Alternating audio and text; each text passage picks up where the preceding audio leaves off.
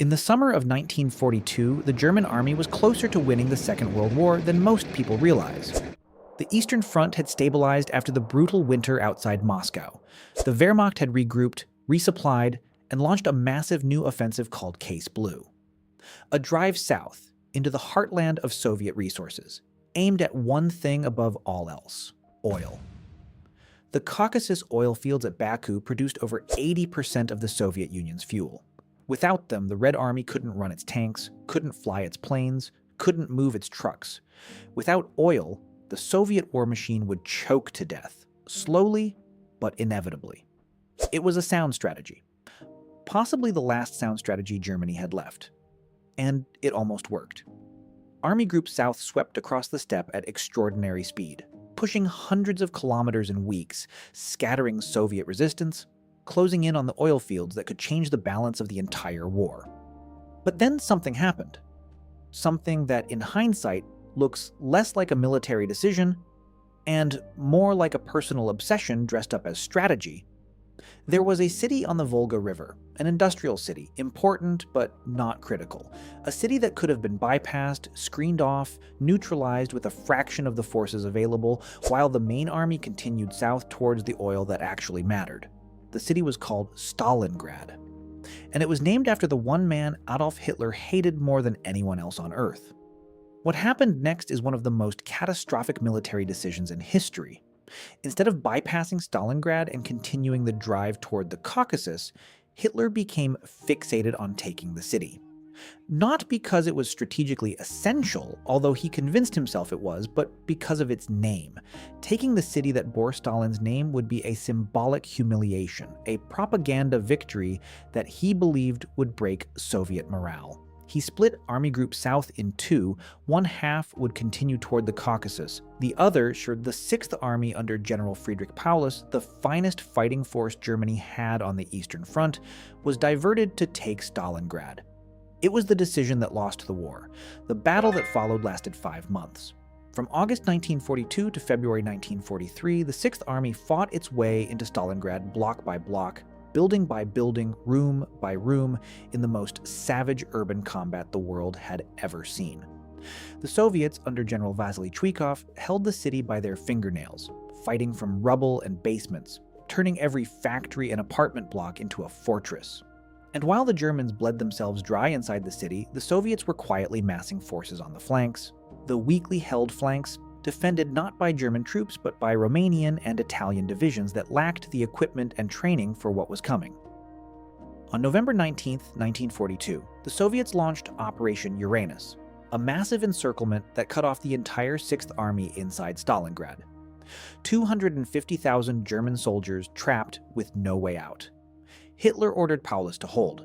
No retreat, no breakout. By February 1943, it was over. 91,000 starving, frozen survivors surrendered. The 6th Army ceased to exist. It was the worst defeat in German military history, and the moment the war on the Eastern Front turned permanently against Germany.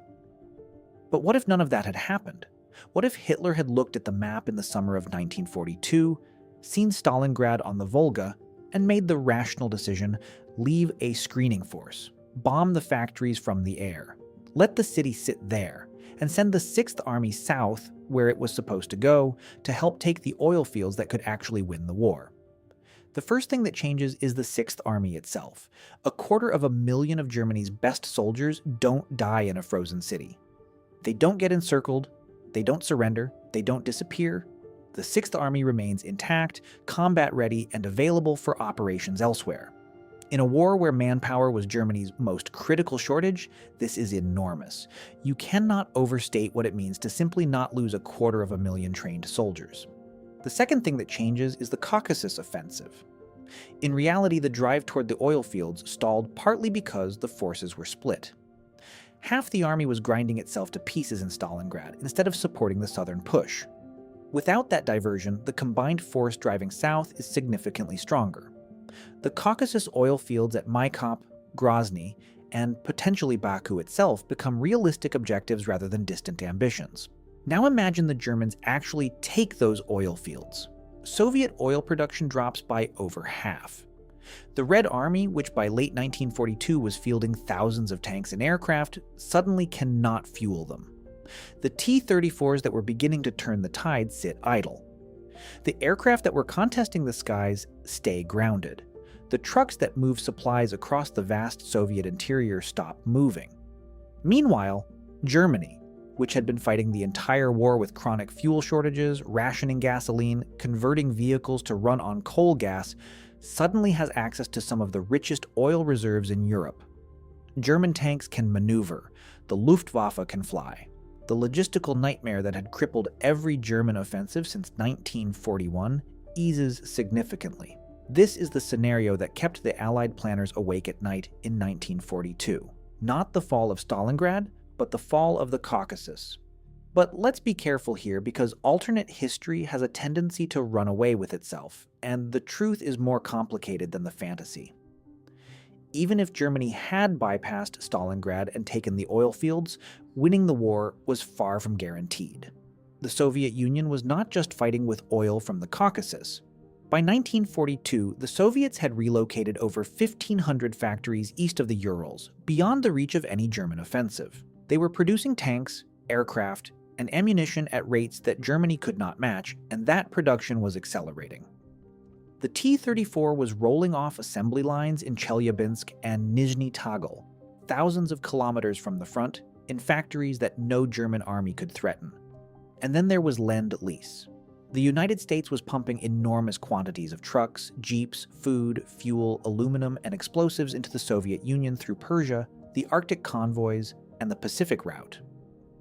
American Studebaker trucks became the backbone of Soviet logistics. American food fed the Red Army.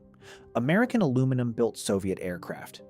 Even without Caucasus oil, the Soviets had access to fuel through Lend-Lease, and their synthetic fuel capabilities were growing. The Soviet Union was also, by 1942, learning how to fight. The disastrous early months of Barbarossa had destroyed the pre-war Red Army, but what replaced it was harder, more experienced, and increasingly well-led.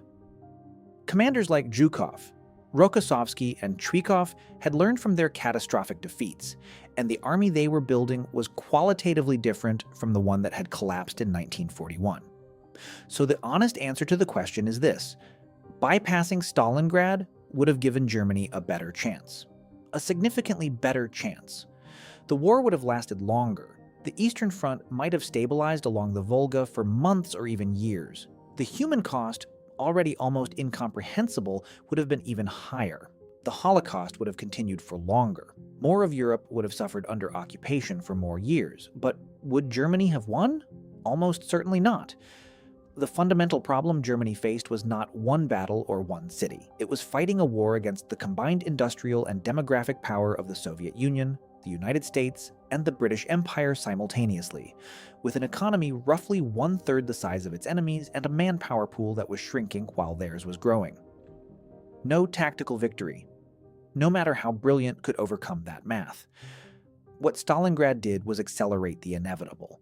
It took Germany's best army and erased it in a single catastrophe, compressing years of slow attrition into 5 months of concentrated destruction. Without Stalingrad, the same ending arrives, but later, slower, and at an even greater cost in human lives. That is the real tragedy of the decision to take Stalingrad. It wasn't just a military blunder, it was a moment where one man's obsession with a name on a map overrode the logic of an entire general staff, and 250,000 men paid for it with their lives in the frozen rubble of a city that didn't need to be taken. The oil was south. The strategy was sound. The orders were clear, and none of it mattered because the city was called Stalingrad, and that was enough. Sometimes history turns on a grand strategy or a technological revolution or the rise of a great leader, and sometimes it turns on something as small and as stupid as a name.